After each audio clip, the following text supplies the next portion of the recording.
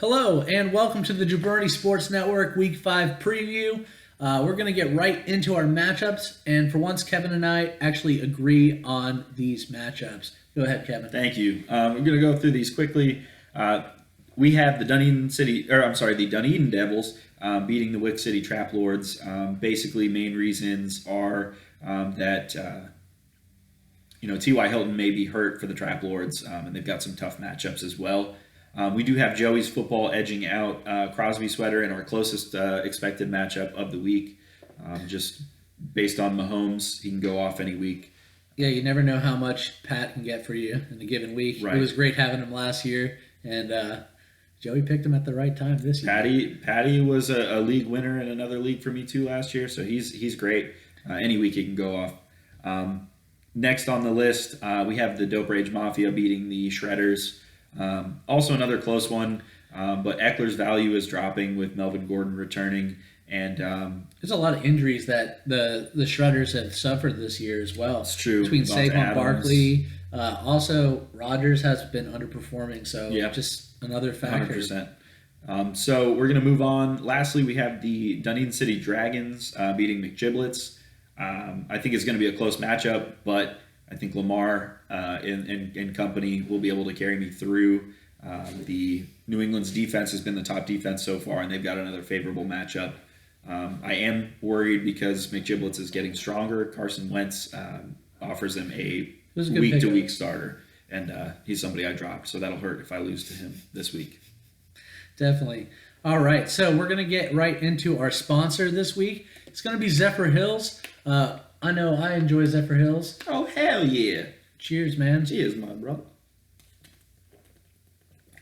Awesome. So, next we're going to get into who's impressed and who has not. And Kevin's going to start us off with the quarterback position. Quarterbacks. So who's impressed? I have to pick my own quarterback, Lamar Jackson. He's been the number one ranked quarterback through 4 weeks. He has not had a performance under 20 points. So he's been a consistent performer, not just a couple booms. He's been consistently good throughout. And nobody thought that he would be number one. People were, projecting maybe top 15, top 10, but he's definitely living up to the hype. And who struggled, man? Biggest struggler I have is Baker Mayfield. He's currently the number 23 ranked quarterback.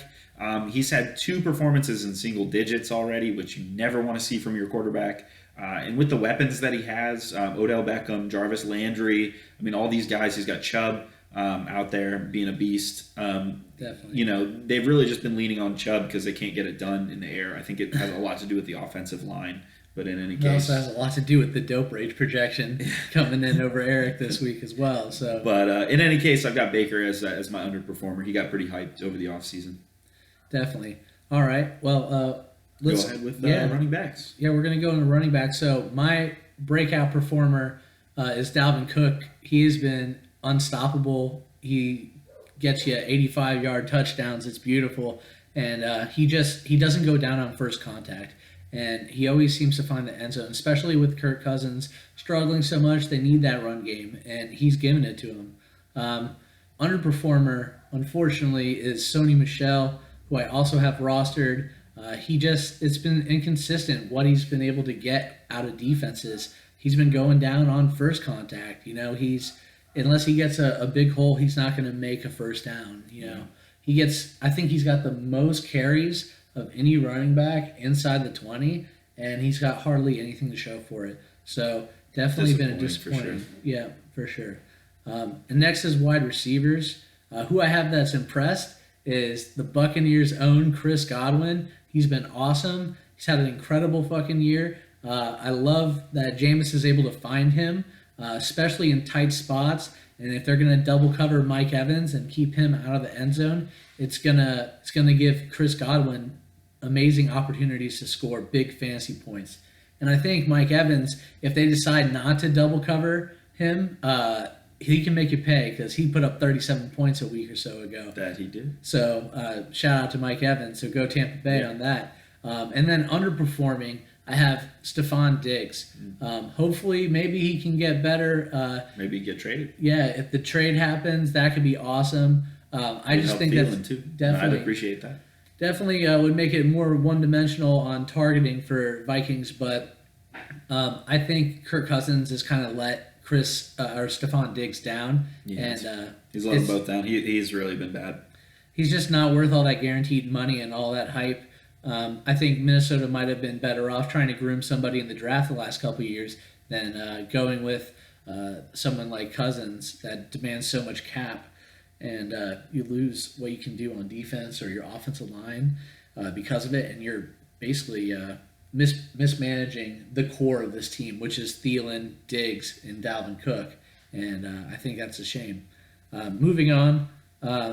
Kevin, why don't you talk about tight ends? I've got tight ends real quick as an honorable mention for wide receivers. I just remember Kenny Galladay has just turned into a really good wide receiver one. I don't know who the fuck has him, but whoever does is a beast. Tight ends, I've got impressed. I actually have two, Austin Hooper and Will Dissly. They're both tied right now as number 3 tight ends in the league, and both have just been consistent every week. I mean, Dissly wasn't in week 1, but I think he had an injury that he was dealing with. So through 4 weeks, they've been super consistent and super good, and just been impressed with the both of them. Dissly, I really didn't know much about going into the year, and Hooper has always disappointed me. He's been a boomer bust kind of guy, but now he's been consistent all year. As far as my underperformer, and this is a guy I still love, and I think he's going to turn this around, probably have a big week this week, and that's George Kittle. Right now, George Kittle did just come off of his bye, so he's only played in 3 games, but he's ranked very low on the list of tight ends, and he's had no more than 5 points in any of the 3 games that he's played so far, and that's included no touchdowns. So no touchdowns, not over 5 points. It really has been a disappointing season so far for Kittle. And now we're just going to move on straight ahead to the defenses. I have to go with my own defense because the New England defense is ridiculous.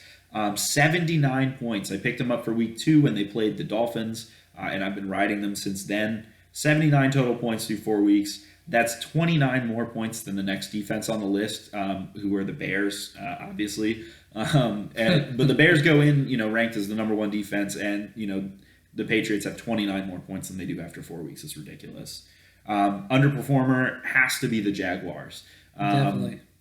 They had issues with Ramsey, and they're having contract issues with him. I mean, when he plays, he's locked down. Issues. He's a beast when he's in there, but their defense has been bad.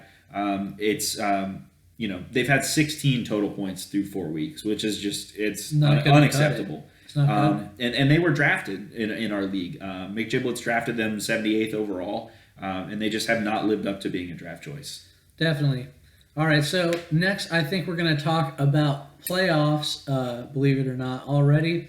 Looks like things are shaping up, or at least to some degree for some players. With the 4 that we have set in 1, 2, 3, and 4, on the outside looking in, who's got the advantage? Biggest advantage to get in that's not in the playoff picture right now, I think has to be Wes. I do really like Eric's team. He does need to tweak some stuff. But, if he can find some waiver wire pickups, maybe get rid of like Adrian Peterson. Yeah, I don't know what you're doing with Adrian Peterson. I think there was somebody else silly on there that I don't agree with. But there's potential. Eric's team has a lot of potential. And if Saquon comes back coming back healthy, that could definitely help him out. Adams coming back healthy, it'll be huge. Definitely. But I think the main point is playoffs are set right now. Unless Dope Rage ekes something out, I think. I mean. It's 4 weeks, but I think mathematically, if you look at it, the playoffs are already set. So just go ahead and quit trying for the rest of you guys. All right. Well, that's all we have for this week. We may or may not see you in a week. Have a good one and enjoy football this Sunday. Keep it real. And today too.